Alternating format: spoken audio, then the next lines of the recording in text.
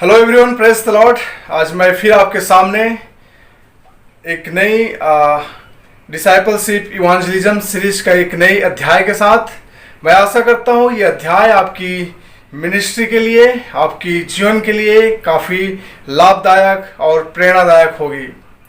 तो चलिए दोस्तों, आज के अध्याय के बारे में सुनते हैं। आज का अध्याय है अनुग्रह के द्वारा उद्धार, साल्वेशन बाय ग्रेस। हमारा ये जो उद्धार हुआ है ये हमारी काबिलियत की वजह से नहीं, हमारी सामर्थ्य की वजह से नहीं, हमारे अंदर कुछ खूबियां हैं उसके वजह से नहीं, बल्कि ये हमारा जो उद्धार है ये परमेश्वर के अनुग्रह के द्वारा है। दोस्तों, जब हम बाइबल पढ़ते हैं तो हमें पता चलता है कि जब भी यीशु मसीह लोगों को कुछ सिखाना चाहते थे तो अलग अलग दृष्टांतों के द्वारा, अलग अलग कहानियों के द्वारा लोगों को समझाते थे ताकि लोगों को आसानी से समझ में आ जाए।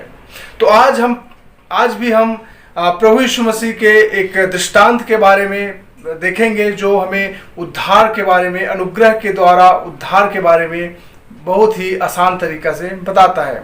तो दोस्तों, हम बाइबल में से एक पैसेज पढ़ेंगे, लूका रचित सुसमाचार उसका 18 अध्याय का 9 से 14 पद तक। और उसने कितनों से जो उसके ऊपर भरोसा रखते थे कि हम धर्मी हैं और औरों को तुच्छ जानते थे, यह दृष्टांत कहा कि दो मनुष्य मंदिर में प्रार्थना करने के लिए गए, एक फरीसी था और दूसरा चुंगी लेने वाला। फरीसी खड़ा होकर अपने मन में यो प्रार्थना करने लगा कि हे परमेश्वर, मैं तेरा धन्यवाद करता हूँ कि मैं और मनुष्यों की नाई अंधेर करने वाला, अन्यायी और व्यभिचारी नहीं, और न इस चुंगी लेने वाले के समान हूँ। मैं सप्ताह में 2 बार उपवास करता हूँ, मैं अपनी सब कमाई का 10वां भी देता हूँ। परंतु चुंगी लेने वाले ने दूर खड़े होकर स्वर्ग की ओर आंखें उठाना भी न चाहा, वरन अपनी छाती पीट पीट कर कहा, हे परमेश्वर, मुझ पापी पर दया कर। मैं तुमसे सच कहता हूँ कि वह दूसरा नहीं परंतु यह मनुष्य धर्मी ठहरा जाकर अपने घर गया, क्योंकि जो कोई अपने आप को बड़ा बनाएगा वह छोटा किया जाएगा, और जो अपने आप को छोटा बनाएगा वह बड़ा किया जाएगा। ये बातें करती हैं 2 व्यक्ति के बारे में, एक था फरीसी और दूसरा था चुंगी लेने वाला। अगर आज की भाषा में हम बात करें तो फरीसी वे लोग हैं जो धर्मगुरु, जो धार्मिक अगुए होते हैं, और चुंगी लेने वाला वो है जो ठगी, जो झूठ बोलकर, जो अन्याय के तरीके से लोगों से पैसे वसूला करते थे। अब ये दोनों, इस कहानी के अनुसार ये दोनों प्रार्थना करने के लिए मंदिर में गए। जो धर्मी व्यक्ति था वो अपने आप से मन में प्रार्थना करने लगा। उसने कहा कि परमेश्वर, मैं तेरा धन्यवाद करता हूं कि मैं दूसरे मनुष्य की तरह अंधेर करने वाला, अन्यायी या व्यभिचारी नहीं हूं, और न ही इस चुंगी लेने वाले व्यक्ति के समान हूं, बल्कि मैं सप्ताह में 2 दिन उपवास रखता हूं और मेरे जितने भी कमाई है उसमें का 10वां मैं दान में देता हूं। लेकिन जो दूसरा व्यक्ति था, जो चुंगी लेने वाला था, उसने स्वर्ग की ओर आंखें उठाकर देखना भी नहीं चाहा। उसने अपना छाती पीटा, परमेश्वर के सामने रोया और उससे कहा कि पिता, मैं पापी मनुष्य हूं, मैं इस योग्य भी नहीं हूं कि मैं आपकी ओर दृष्टि कर सकूं। और जब 14 पद अंत में पढ़ते हैं तो पता चलता है कि जो पहला व्यक्ति, जो चुंगी लेने वाला था, उस व्यक्ति का प्रार्थना परमेश्वर ने स्वीकार किया और वो आनंद के साथ धर्मी ठहराया गया और घर चला गया। लेकिन जो व्यक्ति धर्मी था, लोगों के दृष्टि में, अपने आप की दृष्टि में, उस व्यक्ति का प्रार्थना स्वीकार नहीं किया गया। दोस्तों, ये कहानी हमें सिखाती है, कई बार हमारे जीवन में भी ऐसा ही होता है।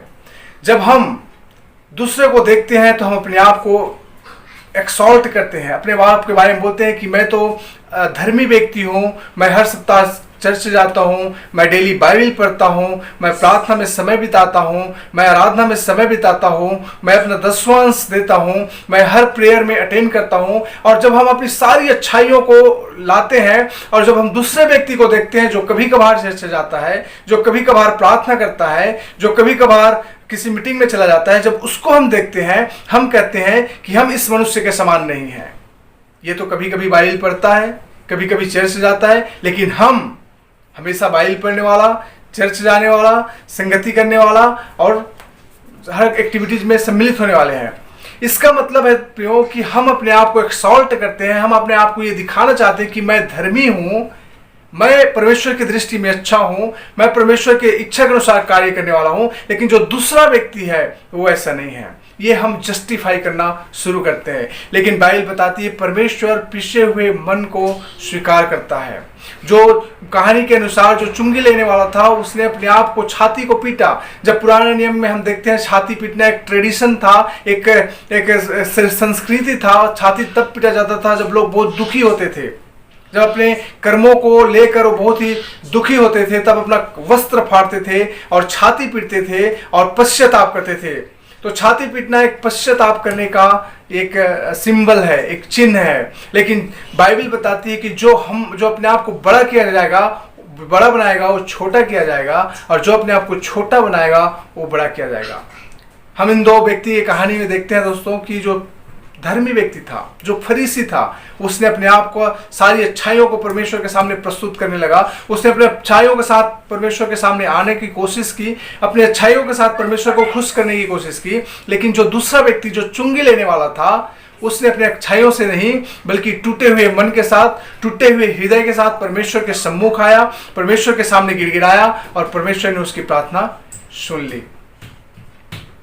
दोस्तों, हम पर जो अनुग्रह हुआ है, हमारा जो उद्धार हुआ है, वो हमारे अच्छे कार्यों से नहीं, हमारी काबिलियत की वजह से नहीं, हमारी खूबियों की वजह से नहीं। हम बहुत बाइबल पढ़ने वाले हैं इसलिए हमारा उद्धार नहीं हुआ, हम हमेशा चर्च जाते हैं इसलिए हमारा उद्धार नहीं हुआ, हम हमेशा प्रार्थना और आराधना में समय व्यतीत करते हैं इसलिए हमारा उद्धार नहीं हुआ। हमारा उद्धार हुआ है परमेश्वर के अनुग्रह के द्वारा।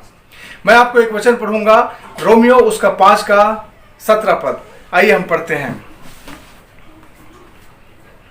यहां पे लिखा हुआ है दोस्तों, क्योंकि जब एक मनुष्य के अपराध के कारण मृत्यु ने उस एक ही के द्वारा राज्य किया, तो जो लोग अनुग्रह और धर्म रूपी वरदान बहुतायत से पाते हैं, वे एक मनुष्य के अर्थात यीशु मसीह के द्वारा अवश्य ही अनंत जीवन में राज्य करेंगे। In English, for if by one man's offence death ran through one, much more they who received abundance of grace and of the gift and of justice shall reign in life through one, Jesus Christ. तो ये जो Bible पद हमने जो पढ़ा है, ये बताती है कि एक व्यक्ति के पाप के कारण सारे मनुष्य पापी हो गए और एक व्यक्ति के अच्छा कार्य के कारण सारे मनुष्य धर्मी हो गए। तो हम जो पापी हुए, जैसे बाइबल बताती है कि सारे मनुष्य जन्म से ही पापी हैं, तो हम जो पापी हैं, इसलिए हम पापी नहीं कि हमने कोई पाप किया है, बल्कि आदम ने पाप किया और हम सब पापी हो गए। हमारा उसमें कोई रोल नहीं था, लेकिन फिर भी हमारे जो फोर फादर थे, जो आदम थे, उसने पाप किया, हम सब पापी हुए। उसी रीति से यीशु मसीह ने अच्छा काम किया और उसके वजह से हम सब धर्मी हो गए। तो यहाँ पे ये कहानी बताता है कि हमारे पापी होने या धर्मी होने में हमारा कोई रोल नहीं है, हमारा कोई रोल उसमें नहीं है। हम पापी कैसे हो गए? आदम ने पाप किया और हम सब पापी हो गए। हमने कुछ नहीं किया था, फिर भी हम पापी हो गए। वैसे ही यीशु मसीह ने अच्छा काम किया, परमेश्वर की आज्ञाओं को माना, परमेश्वर के इच्छा के अनुसार जीवन व्यतीत किया और हम सब उस पर विश्वास करने के द्वारा धर्मी ठहराए गए, हम पर अनुग्रह हो गया। तो ये जो पाप और पाप से क्षमा, ये दोनों में हमारा कोई रोल नहीं है। इस बात को आप समझिए, कंफ्यूज बिल्कुल नहीं होना। मेरा कहने का मतलब ये है कि हमारा जो उद्धार हुआ है वो अनुग्रह के द्वारा हुआ है, हमारे कार्यों की वजह से नहीं। हम जो पापी भी हुए थे, हमारे कार्य की वजह से नहीं। हम पापी कैसे होते हैं? हम जन्म से ही पापी हैं। हम पापी इसलिए नहीं कि हमने कोई पाप किया या कोई गुनाह किया, बल्कि हम पापी इसलिए हैं, जन्म से ही पापी हैं। और हम धर्मी भी हुए हम कुछ काम करें, बाइबल पढ़ते हैं, चर्च से जाते हैं, प्रार्थना करते हैं, दसवांश देते हैं, इसलिए हम धर्मी नहीं हुए, बल्कि यीशु मसीह पर विश्वास करने के द्वारा हम धर्मी हो गए।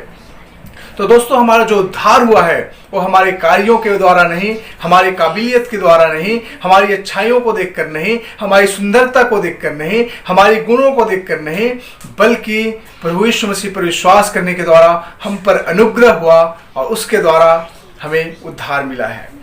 दोस्तों, बाइबल में से एक और वचन बताती है, यूहन्ना का किताब उसका 1 अध्याय का 17 पद इस प्रकार से बताता है, इसलिए कि व्यवस्था तो मूसा के द्वारा दी गई, परंतु अनुग्रह और सच्चाई यीशु मसीह के द्वारा पहुंची।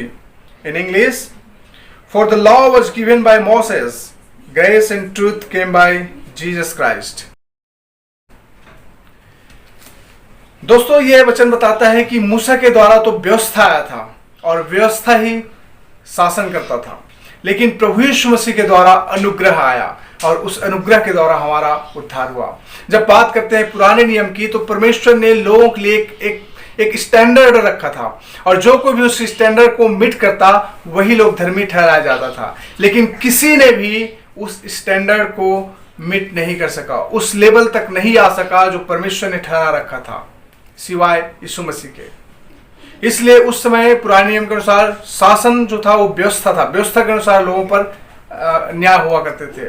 लेकिन जब नए नियम की बात करते हैं, अनुग्रह की बात करते हैं, प्रभु यीशु मसीह के जब नए नियम की बात करते हैं, तो यहाँ पे अनुग्रह आ गया। प्रभु यीशु मसीह के द्वारा अनुग्रह आया। हमने कुछ नहीं करना था, प्रभु यीशु मसीह ने उस स्टैंडर्ड को पूरा कर दिया और हमारे लिए परमेश्वर के साथ एक राइट स्टैंडिंग का एक रास्ता खोल दिया कि परमेश्वर के साथ हम संबंध बना सके, परमेश्वर के साथ हम रह सके।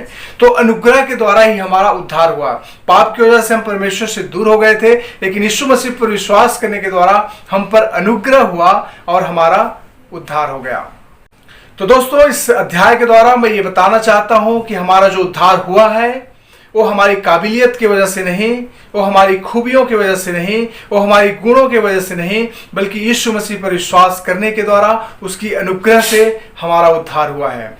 कई बार दोस्तों, हमारी लाइफ में जब हम अपने आसपास में लोगों को देखते हैं, दूसरे विश्वासियों को देखते हैं, हम अपने आप में घमंड करते हैं और उस फरीसी के समान हम प्रार्थना करने लगते हैं। हम कहते हैं कि परमेश्वर देखो, मैं तेरा धन्यवाद करता हूँ, मैं दूसरों व्यक्ति के समान नहीं हूँ, मैं दान देता हूँ, मैं चर्च जाता हूँ, मैं प्रार्थना करता हूँ, मैं लोगों का सहायता करता हूँ। कई जो जितनी भी अच्छाइयाँ हमारे अंदर है, वो सारी बातों को बोलकर हम परमेश्वर को खुश करने की कोशिश करते हैं।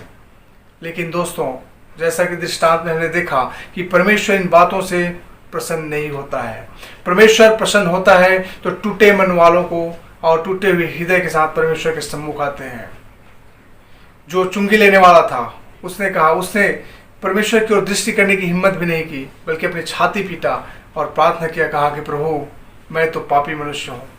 मेरे प्रियो, हम अपनी स्टैंडर्ड को परमेश्वर के सामने अगर लाएंगे, परमेश्वर के अपनी कार्यों के अनुसार अगर परमेश्वर के सम्मुख जाएंगे, वो कुछ वैल्यू नहीं होगा। हमें परमेश्वर पर के सम्मुख जाना है। प्रभु यीशु मसीह ने जो कुछ हमारे लिए किया है, जो कुछ हमारे लिए किया, उसके थ्रू जब हम परमेश्वर के पास जाते हैं, तब हमारा स्टैंडिंग बहुत हाई हो जाता है और हम धर्मी हो जाते हैं, क्योंकि हमारा जो उद्धार है वो अनुग्रह से हुआ है।